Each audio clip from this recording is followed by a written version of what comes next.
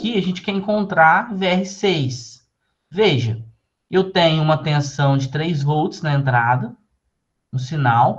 Lembre-se que esse 3 volts aqui não é alimentação. Isso aqui só está representando uma fonte de sinal contínuo que pode vir lá de um transmissor, de um sensor, de um circuito qualquer. É o sinal de excitação do meu bloco com amplificador operacional. A alimentação do amplificador operacional, ela normalmente ela é representada, né? Ela é representada aqui, ó, nas laterais. Se o exercício não te fornecer, você não precisa se preocupar com ela, né? Mais VCC e menos VCC. Mas pode ser também mais VCC e terra. Mais VCC e menos VCC, esse tipo de alimentação é chamado de dual supply. Apenas VCC e terra, esse tipo de alimentação é chamado de single supply. Então, primeira coisa, esse 3 volts ele vai aparecer aqui, ó, nesse ponto. Então, esse ponto aqui vale 3 volts. Por que esse ponto vale 3 volts? Porque eu tenho um indutor. Aqui a nossa análise é regime permanente, né? Nossa análise, a gente não está analisando transitório. Então, como a nossa análise considera regime permanente, a tensão no indutor, ela é a indutância vezes a variação da corrente no indutor em relação ao tempo. Se não houver variação, né, da corrente, se o sinal de entrada é contínuo, não há variação de corrente. Essa variação só vai acontecer ao ligar e ao desligar o circuito. Ou se essa fonte de sinal de entrada variar. Se essa fonte de sinal de entrada variar, a corrente vai variar, aí sim vai haver queda de tensão no indutor. Então, nesse caso, a variação é zero, a queda é zero.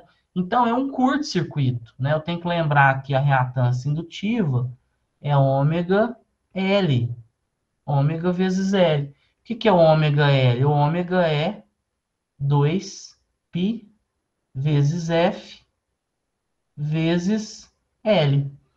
A frequência desse sinal de entrada, ó, esse sinal de entrada aqui é um sinal contínuo, totalmente contínuo.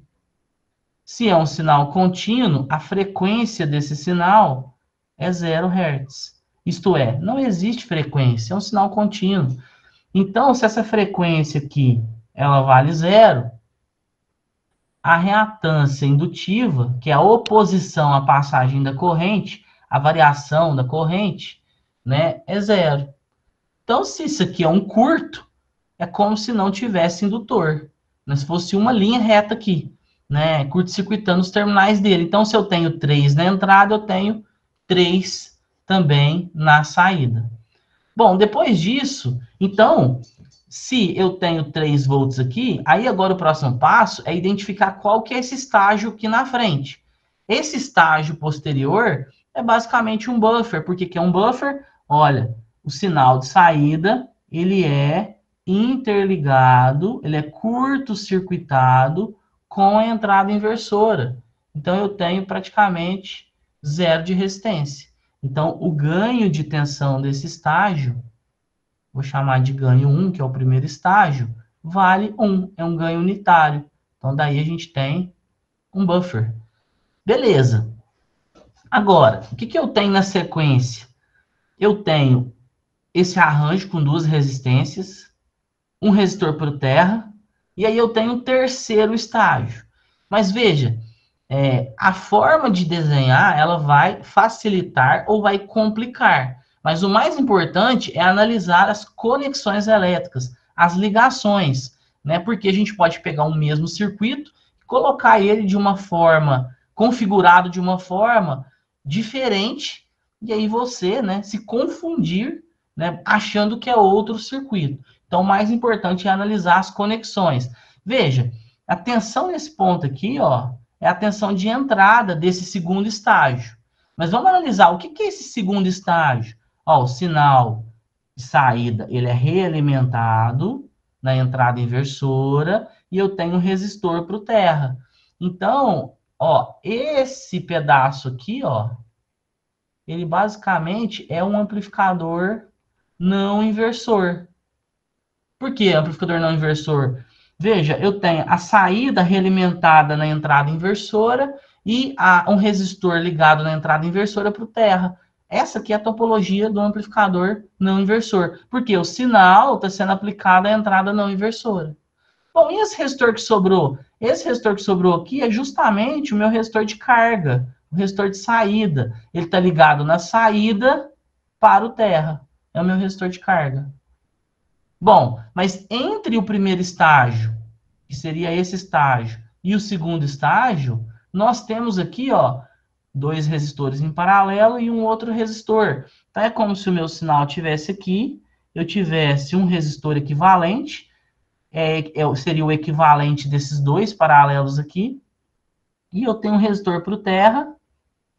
Muitas vezes, o redesenhar facilita bastante para a gente interpretar. E aqui seria, ó, a saída, que seria, eu posso chamar aqui de Vx. Né? Vx seria a tensão de entrada, ó, Vx, seria a tensão de entrada do segundo estágio. Então, aqui nesse ponto, eu sei que eu tenho 3 volts. Por que eu tenho 3 volts? Porque aqui eu tenho um buffer, ganho vale 1. Né? A tensão de saída, eu posso chamar ela aqui de Vy. Vy vale 3 vezes 1. Então, Vy vale 3. E Vx? Bom, eu tenho o valor dessa resistência, que é 10, R3. E eu tenho também o valor dessas duas resistências. Aqui a gente já faz direto, né? 10 em paralelo com 10 é 5. Né? Eu posso fazer 1 sobre resistência equivalente mais R1, desculpa, 1 sobre resistência equivalente igual a 1 sobre R1 mais 1 sobre R2. Ou produto pela soma, R1 vezes R2 dividido por R1 mais R2. Ou simplificar direto, duas resistências de mesmo valor, então aqui eu vou ter 5 kΩ. Lembrando que a resistência em paralelo, a resistência equivalente é a menor das menores. Então eu tenho 5 e 10. Veja que, se eu também não quiser fazer cálculo aqui, eu não preciso. Eu tenho 3 volts. Eu tenho 5K e 10K. Veja que é como se tivesse 15K. Então, em cada 5K eu vou ter 1/3. Aqui eu vou ter 1 volt e aqui eu vou ter 2 volts. Analisando esse ramo. Bom, e o que está para cá, aqui para frente, né? Aqui eu teria uma impedância, né, para o terra. Uma impedância que seria a impedância de entrada do amplificador operacional. Aí eu tenho que lembrar que a impedância de entrada do amplificador operacional, ela tende a um valor muito alto. Então, é como se realmente tivesse circuito aberto aqui. Então, eu tenho essa resistência e essa. Se eu quisesse matematizar, seria Vx, que é igual a tensão no resistor R3, né? A mesma coisa, Vx é a tensão no resistor R3, que é igual à tensão de entrada, que é Vy, 3 volts, vezes a resistência que eu quero achar a tensão, que é 10K, dividido pela soma das resistências, que aí seria 15K. Então, 3 vezes 10, 30. Dividido por 15, nós temos Vx valendo 2 volts. Então, a tensão nesse ponto aqui, ó, vale 2 volts. Beleza, agora o que falta? Falta eu aplicar o ganho do estágio não inversor. Amplificador não inversor, que é o meu segundo estágio. Então, agora eu já posso achar o meu Vout. Vout, que também eu posso chamar de VR6. Por que Vout é igual a VR6? Porque o VR6 está ligado na saída do operacional para o terra. Então, nesse caso, vai ser o Vx vezes o ganho do não inversor. Qual que é o ganho do não inversor? 1 mais o R4, que é o resistor de realimentação, dividido pelo R5. Isso aqui dá para fazer tudo direto. Eu coloquei esses valores aqui para a gente poder fazer direto. Mas eu estou aproveitando a oportunidade e detalhando, né? Mas dá para fazer direto. Por quê? 10 dividido por 10, 1. Mais 1, 2. Então, esse ganho aqui vale 2. Então, o VR6 vale a tensão de 2 volts vezes 2. Então, aqui nós teremos 4 volts. Por que 4 volts? Porque a tensão Vx vale 2 e o amplificador não inversor tem um ganho de 2. A gente viu 10 dividido por 10, que é 1, mais 1, 2. 4.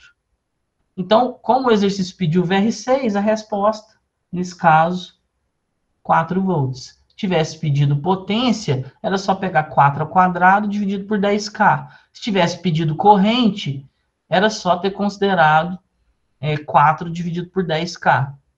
Certo? 4 dividido por 1K seria 4 mili. Dividido por 10K é 10 vezes maior. Então, a corrente vai ser 10 vezes menor do que 4 mili. Seria 400 microamperes, né? Ou 0,4 miliamperes. Ou 0,00004 amperes.